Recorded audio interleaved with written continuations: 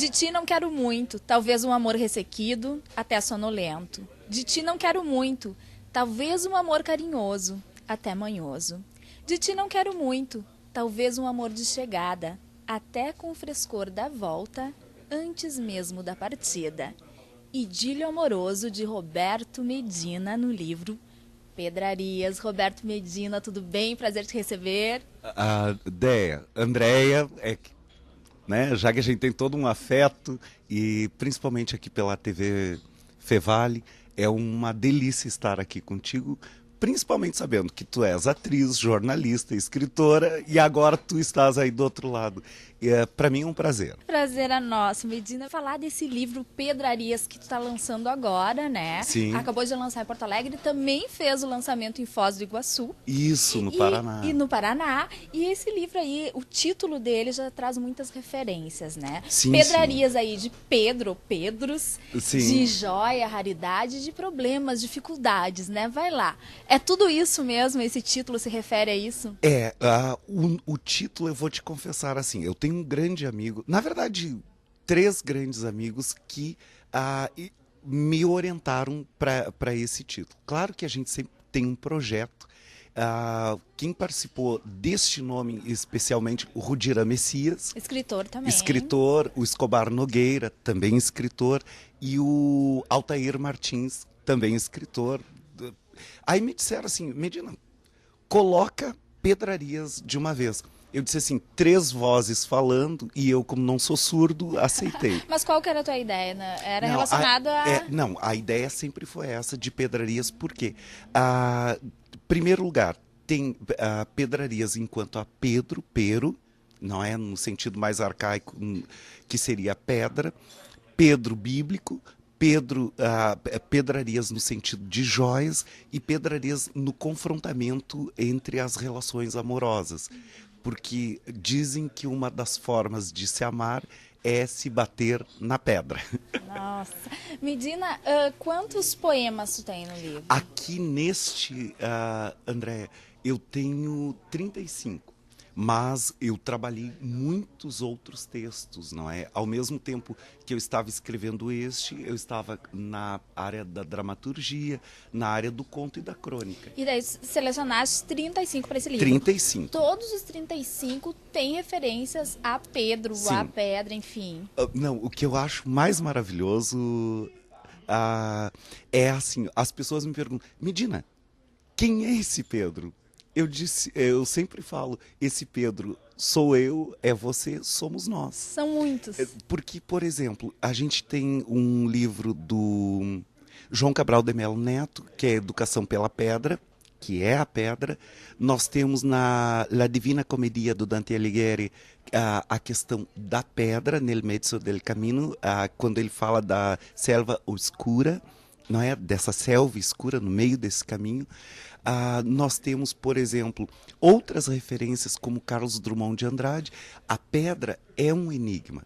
Não é? Claro que não é o Pedro, mas é o símbolo Claro. que evoca. A pedra é um ser inerte, está ali.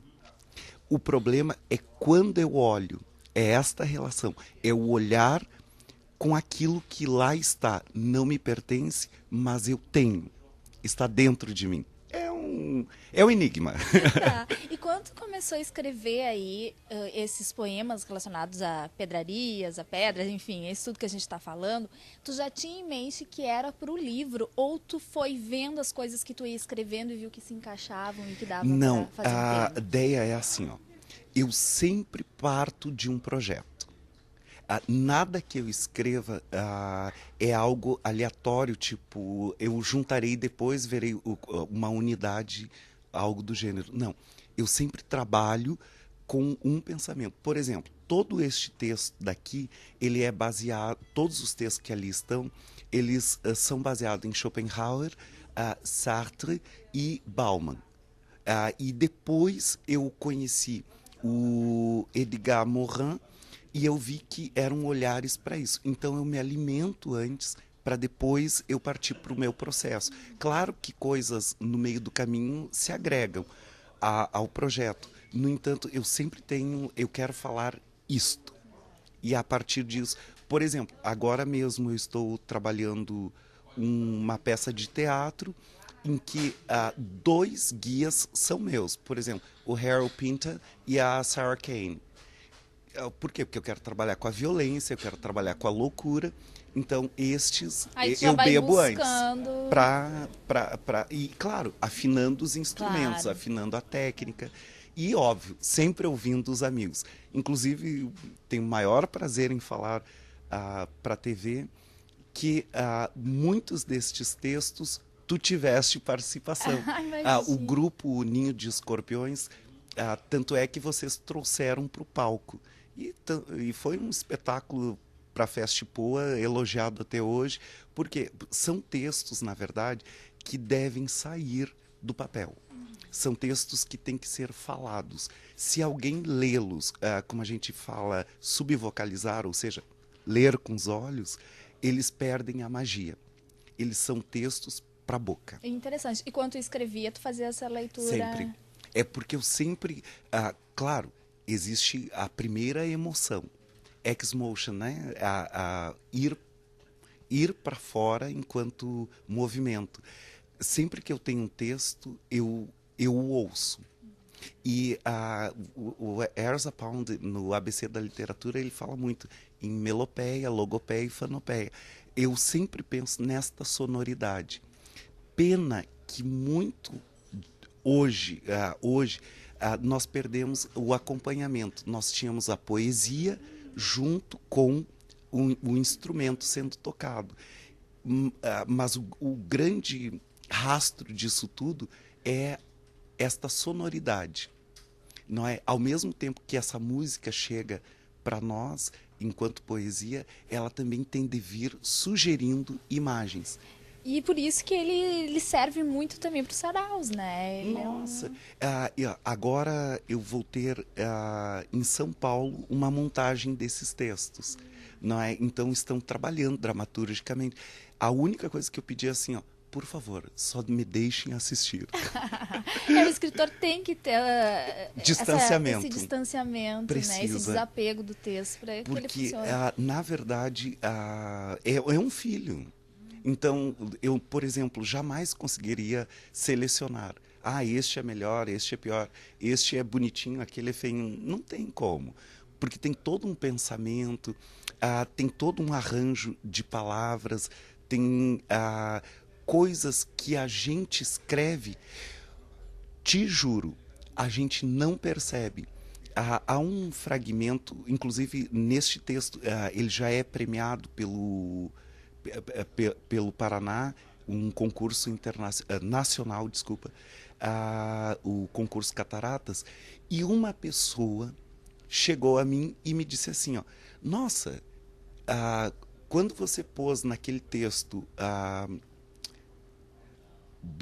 borboleta amarela num jardim azul, eu enxerguei esse contraste, a borboleta amarela no jardim azul. Era isso que eu queria a cor. Ela disse assim, na verdade, a borboleta está voando, ela está no céu. Te confesso, nunca pensei nisso. Então, o autor, claro, ele tem um primeiro pensamento, ele tem todo um cuidado técnico, mas depois de escrito, o texto voa. Mas essa é a riqueza do texto, né? Do bom texto, Sim. é criar várias possibilidades para o seu leitor, né? Sim, porque, por exemplo, a gente tem um apego, Sim. mas os sentidos, eles se desapegam. Eu acho que essa é a magia da literatura. Com Não é? certeza. Escrever é bom.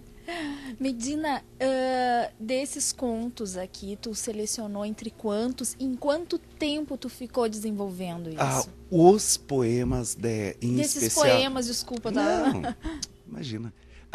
É porque tu sabes que eu também escrevo Sim, eu vou contos. chegar aí. Então, o que acontece? Estes poemas de Pedrarias são um projeto de 5 anos, não é?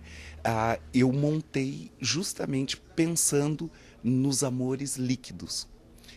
Obviamente que essa fala não é minha, é de um sociólogo polonês, o Zygmunt Bauman, em que ele fala da fragilidade das relações amorosas. Claro que todos nós adoramos homenagear o momento da paixão, só que a própria palavra paixão, ela nos trai, que vem de patos. Patos significa doença, sofrimento. A paixão é o momento de aproximação. O momento de reconhecimento é o momento do amor. Camões já falava muito, os atritos do cotidiano. Eu te amo apesar de. E o Bauman, ele fala muito bem sobre o que acontece na modernidade. Eu te amo, desde que não me canse. Então, é um desafio entre o que eu quero, o que o outro quer e como é que a gente negocia isso ou não se negocia. E Pedrarias é uma seleção de poemas. Eu escrevi, te confesso, entre 200 a 300.